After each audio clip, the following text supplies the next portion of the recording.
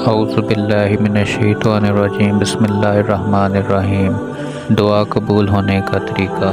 حضرت محمد صلی اللہ علیہ وآلہ وسلم کی ایک بہت خوبصورت حدیث مبارک ہے، اور اس حدیث کے راوی ہیں حضرت عمر فاروق رضی اللہ تعالیٰ عنہ۔ آپ فرماتے ہیں، دعا زمین و آسمان کے درمیان روکی جاتی ہے۔ حضرت عمر فرماتے ہیں کہ دعا زمین و آسمان کے درمیان روک لی جاتی ہے۔ اس کا دوسرا مطلب کیا ہے؟ اس کا دوسرا مطلب دوستوں یہ ہے کہ جب تک تم نے اپنے نبی کریم صلی اللہ علیہ وآلہ وسلم پر درود شریف نہ پڑھا تو آپ کی دعا قبول نہیں ہوگی۔ وہ دعا کبھی بھی بلند نہیں ہو سکے گی۔ درود کی اہمیت کو سمجھیے کہ اگر اول آخر درود پاک ہو، کیونکہ علماء کرام فرماتے ہیں کہ درود پاک ایک ایسا عمل ہے، ایک ایسا وظیفہ ہے جو مقبول ہی مقبول ہوتا ہے، جس کو رد نہیں کیا جا سکتا۔ اور درود پاک ایک ایسی عبادت ہے جو چاہے دکھاوے کے لیے پڑھی جائے یا دل سے پڑھی جائے، یہ جو عمل ہے یہ اللہ کے نزدیک قبول ہے۔ تو اگر اول آخر قبول ہونے والا عمل کر لیا جائے، قبول ہونے والا وظیفہ پڑھ لیا جائے، تو رب کریم کی رحمت سے امید ہے کہ ان دونوں کے درمیان جو چیز ہے وہ بھی قبول ہو جائے گی۔ تو دعا سے پہلے بھی درود پاک اور دعا کے بعد بھی درود پاک۔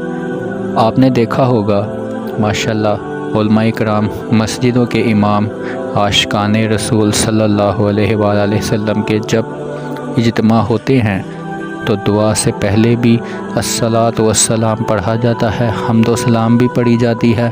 تو دعا کے آخر میں بھی بعض اوقات جو آیت درود پڑھی جاتی ہے، تو پھر معلوم ہوا کہ درود پاک ایک ایسا وظیفہ ہے جو ہر جگہ کام آنے والا ہے۔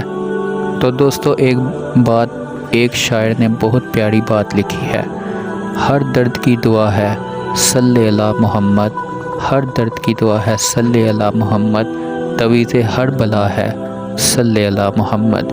درود پاک پڑھنا اور دوستو دوسروں کے سامنے بھی پڑھنا بہت بڑی عبادت ہے۔ اگر کوئی شخص درود پاک پڑھ رہا ہو، اس کے پاس بیٹھ کر سننا بھی عبادت ہے۔ درود پاک عمل ہی ایک ایسا ہے۔ نبی کریم صلی اللہ علیہ وآلہ وسلم نے فرمایا کہ جو شخص مجھ پر درود پاک پڑھے گا وہ قیامت کے دن میرے قریب ہوگا اور میں اس کی شفاعت کروں گا۔ نماز جمعہ یعنی جمعہ کے دن بھی درود پاک کی بہت زیادہ اہمیت ہے۔ جو شخص جمعے کے دن 80 بار درود پاک پڑھتا ہے، اللہ پاک اس کے 80 برس کے گناہوں کو معاف فرما دیتا ہے۔ حالانکہ یہ اس بات کی یقین دہانی تو نہیں کہ ہم 80 برس جی سکیں گے یا نہیں، یہ تو خدا کو پتہ ہے، لیکن 80 برس کے ہونے سے پہلے ہمارے 80 برس کے ہی گناہ معاف ہو گئے ہیں۔ سبحان اللہ۔ لہٰذا درود پاک پڑھنے والا شخص کامیاب ہے، دنیا میں بھی یہ شخص کامیاب ہے اور یہ شخص آخرت میں بھی کامیاب ہے جو درود پاک دل سے پڑھتا ہے۔ بے شک اگر وہ دکھاوے کے لیے بھی پڑھے، اس کی یہ عبادت بھی قبول ہی قبول ہے۔ درود پاک ہر وقت عبادت قبول ہے، اور اسی درود پاک کے ذریعے آپ کی دعائیں بھی قبول ہونے کا سبب بنتی ہیں۔ اگر درود نہ پڑھا جائے تو دعا قبول نہیں ہوتی۔